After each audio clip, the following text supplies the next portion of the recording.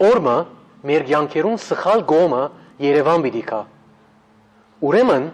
պետք է վստահ ըլլանք, թե մեր ներքինը մեր արտաքինին պես լավ է։ Աստծմե վախցիր,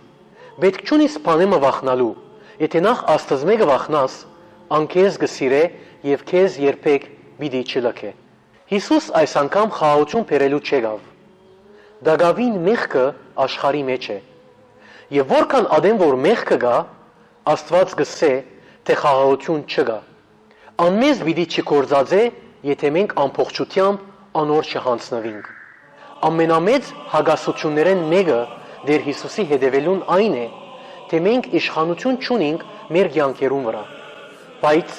ան որ իր անձը կգտնե, պիտի գործընծնե զայն, եւ ան որ իր անձը ինձի համար կգործընծնե,